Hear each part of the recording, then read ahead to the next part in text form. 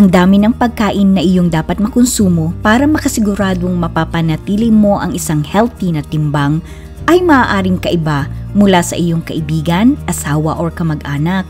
Ito ay sa kadahilan ng ang edad, kasarian, taas or height, kasalukuyang timbang or weight, bilis ng metabolismo at ang mga activities na ginagawa ng isang tao araw-araw ay dapat ding isaalang-alang.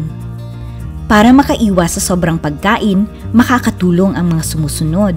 Number 1, iwasang magpakagutom.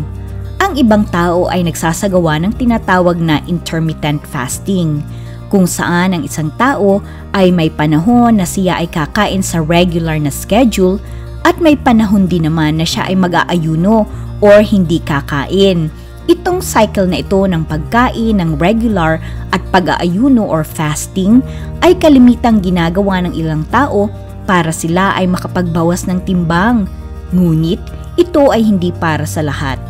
Para sa ibang tao, ang pagkain ng sapat sa tamang oras at pagkakaroon ng healthy na merienda or snacks ay mas makakatulong upang huwag silang makaranas ng sobrang pagkagutom na magreresulta sa hindi makontrol na gana sa pagkain. Number 2, huwag madaliin ang pagkain.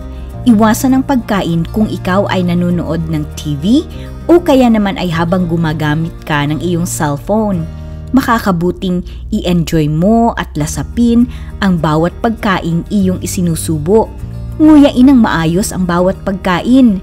Makakatulong ito para maging mas mahaba ang oras ng iyong pagkain at ito ay magbibigay ng sapat na panahon sa iyong katawan para maramdaman nitong sapat na ang iyong nakain. Number 3, pumili ng mga pagkain na bukod sa mas healthy ay madali ring makabusog. Ang ilang halimbawa ng ganitong mga pagkain ay ang mga pagkaing mataas sa protina tulad ng isda, karne ng manok na tinanggalan ng balat, low-fat na keso, beans at lentils. Ang mga prutas at gulay na mayaman sa fiber ay makakatulong din para makaramdam ka kaagad ng kabusugan. Number 4, maghintay ng ilang minuto bago maglagay muli ng pagkain sa iyong plato. In general, ay mangangailangan ng humigit kumulang 20 minutos ang ating utak bago ito makapagpadala ng signal sa ating tiyan para ipaalam na tayo ay busog na. Number 5, ugaliin ang pagluluto sa bahay. Ito ay para makaiwas sa palagiang pagkain sa mga restaurants or fast foods. Kalimitan ay masyadong mataas sa calories at unhealthy fats ang mga pagkain sa restaurants. Ang mga ito rin ay usually malaki ang serving size. Makakatulong kung magkakaroon ka ng plano kung ano ang mga kakainin mo sa mga susunod na araw at kailangang paghandaan mo ito. At number 6, iwasan ang sobrang restrictive na diet. Minsan, kapag sobra nating pinigilan ang ating sarili na kainin ang mga paborito nating pagkain, lalo na yung mga hindi gaanong healthy snacks tulad ng cake, pizza, or chocolate candies, mas nauuwi ito sa hindi makontrol na pagkain nito in the future. Mas makakatulong kung hahayaan mo ang iyong sarili na makain ito in smaller portions paminsan-minsan. Kung nararanasan mo ang mga sumusunod kasabay ng iyong hindi makontrol na labis na pagkain, maaring ikaw ay nangangailangan ng tulong mula sa iyong doktor.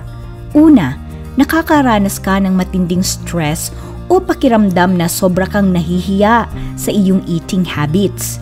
Ikalawa, kung palagi mong nararanasang nagtatago ka ng iyong pagkain mula sa ibang tao. Halimbawa, ay mula sa iyong magulang, asawa, o mga anak na kasama mo sa bahay.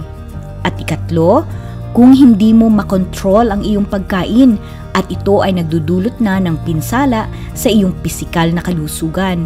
Halimbawa, ay kung ang iyong pagtaas ng timbang ay nakakaapekto na sa iyong kakayanang gawin ang mga pang-araw-araw mong gawain.